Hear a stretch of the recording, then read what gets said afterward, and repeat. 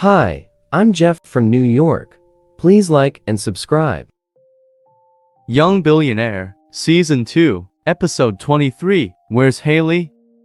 When Ariel saw Jeff and her daughter Hailey returning, it was clear to her that they were now friends. She was surprised, and although she couldn't work out how it had happened, she felt very happy. Jeff left Hailey with Ariel and went away. The next 3 days passed by as usual. Kenneth Stroke still hadn't heard anything useful about Lelaine. Jeff went to Ramsey Lake every day and sat on the rock where he and Lelaine had once eaten seafood risotto together. He looked at the lake in a daze, with Lelaine still missing. Her classmates at Peston University graduated without her. Jeff watched them dragging their luggage behind them as they left the school for the first time. As they celebrated their successes and praised each other on their grades, Jeff's pain deepened. One particular day, he was sitting on the rock, staring blankly at the lake when Ariel called. She asked, Jeff, are you busy right now? If you're not, can you do me a favor? I'm not busy. What is it? Jeff answered. In the background, he could hear Hailey crying. I wondered if you could help me by taking Hailey out to play today.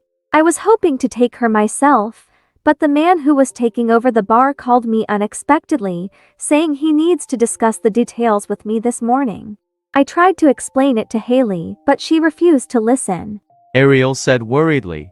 No problem. I'll come to your place now. Then you'll be free to do what you need to do. Jeff said. He ended the call and stood up to leave. He felt a bit worried about Hailey after hearing her anguish crying over the phone. As he left the university campus, he stood at the intersection to find a cab. He suddenly felt that something was wrong behind him. But when he turned around to take a look, he couldn't see anything unusual. He shook his head doubtfully as a cab pulled up next to him. He climbed in and headed to Ariel's home. When he arrived, Ariel thanked him profusely. She asked him to take Hailey to the amusement park and then to the Sunrise Special Education School, where she could play with the other children. Why there? Jeff asked. He was happy to take Hailey to the amusement park, but he couldn't understand why she wanted him to take her to a special school. He assumed the other children there would also have learning disabilities. Ariel replied, Because there, Hailey is equal to the others. No one will look at her with discrimination, pity or mockery. She can feel normal there. She looked sad. In the past, she had taken Hailey to many different places, but when people saw that Hailey was lacking in intelligence, they always looked at her with pity. I understand. Jeff said. He always looked at Hailey with pity too. They spoke for a few minutes, then Jeff and Hailey left. They took a cab and went to the city's amusement park. The amusement park had all kinds of fun rides and other attractions. Together, they went on the pirate ships, tried the sledgehammers and rode the carousels. They spent several happy hours at the park, and Hailey spent the whole time laughing and cheering. Jeff was filled with joy when he looked at her gleeful face. After eating lunch, then resting in the shade for an hour, they made their way to the Sunrise Special Education School. It was a private school and was worlds apart from the city primary school. It was not run for profit, but purely to help these children with learning disabilities. Jeff took Hailey to the school field. He watched the other children as they approached. Their ages ranged from about 6 to 13, but all were behaving as if they were much younger. As soon as Hailey arrived at the sports field, she broke away from Jeff and ran toward a group of children. It was obvious that she had been there many times before. She went over to a small group of kids and they started chatting like old friends. They seemed like normal adolescents from a distance, but the contents of their conversation was more typical of much younger children. Hailey was saying to her friends, My mom is always too busy to bring me here. She's busy doing $1,000 business deals. Otherwise, I would have flown over on a big plane to see you guys a long time ago. Big plane? What are you bragging about? That's nothing. I came here by steamers last time. Your family is so much worse off than mine. At most you can drive a Rolls Royce. bragged one of the boys. Another said, Hailey, my family just moved to the Himalayas. When I have time, I'll invite you to my house to be a guest and you can eat tiger meat. Hailey seemed so natural and relaxed. Jeff had never seen her looking so comfortable. He felt a tinge of sadness for her. 20 minutes later, he heard a scream and a boy's voice shouting, Don't run, you stinky Hailey. I'll beat you to death. When Jeff looked around, he saw that Hailey was running toward him as fast as she could. She hid behind him and gasped for breath as she looked at a boy who was chasing her. The boy saw that she was hiding behind Jeff and stopped running. Jeff was afraid that she had been hurt, so he quickly pulled her to him and checked her body, nervously asking, "What did he do to you? Let me see. It's okay," he said softly as he gently hugged her. Hailey let out a soft moan, which surprised him. He rolled up her sleeves and then looked at her waist. There was a purplish-red bruise on it. Jeff got angry when he saw it. He was about to grab the boy who had been chasing her. Jeff, where are you going? Hailey asked as she rubbed the bruise. "He was the one that beat you up, so I'm going to get him to apologize," he replied. Oh, Hailey said. Then she paused for a moment before laughing out loud. but he wasn't the one who hit me. Jeff stopped and walked back over at her. "Who hit you then?"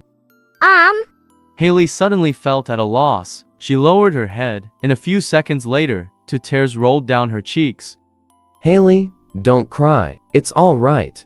Seeing her like this, his heart sank. He held her and tried to comfort her. "Hailey, tell me who hit you. I promise I can sort it out." Her eyes and nose were red, and she looked pitiful. Looking into his eyes, she felt warm inside. I don't know who they are. These men sometimes come to our house at night. They hug Mom for ages, and it makes me really scared. So last time I hit the man, but he hit me back. And then he hit Mom and dragged her into her bedroom and locked the door so I couldn't get in. I heard Mom shouting inside and I was so scared. When Hailey remembered what had happened, she was so frightened that more tears streamed down her cheeks and her chest heaved up and down. She pulled up her sleeves and the legs of her shorts. And here, this is where they hit me.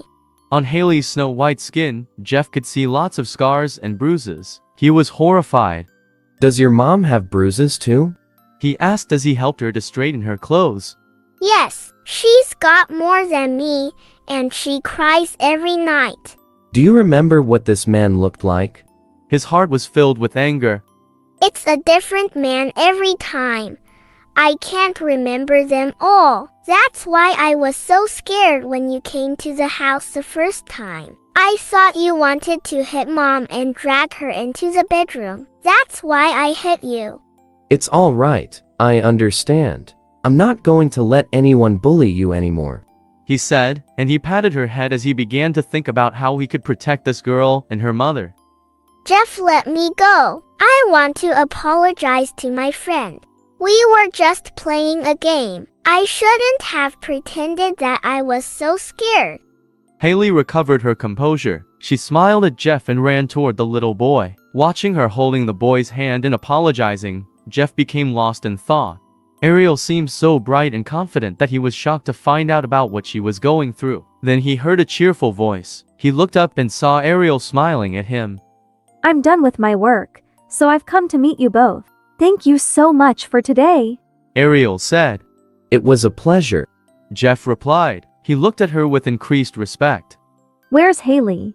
she asked as she looked around the field. "Playing with the kids over there," he replied, pointing toward the location where he'd just seen Hailey with her friend. His voice stopped abruptly as he saw that she had vanished. He looked around the field, but he couldn't see her anywhere. He quickly stood up and ran toward the little boy who she had been playing with. He grabbed the boy's shoulder and asked him anxiously, "Where's Hailey?" Her father just came and collected her. the little boy said with a relaxed smile. Jeff looked anxiously at Ariel and saw that she was on the verge of tears. She was mumbling to herself. Who would pretend to be her father? "When was this?" He asked the little boy again, but the boy was struggling to explain himself properly. "Don't be afraid. Come on, follow me," he said to Ariel and trying to console her. They went to the school CCTV control room and asked the security guard to play back the film of Hailey being carried away.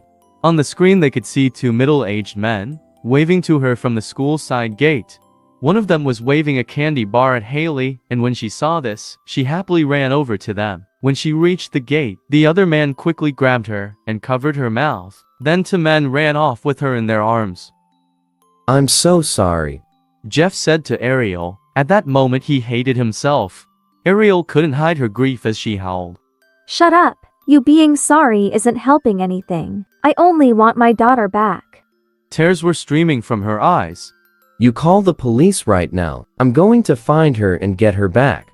Jeff said, his gaze sharpened as he ran outside. Ariel called the police and then ran out of the school behind Jeff.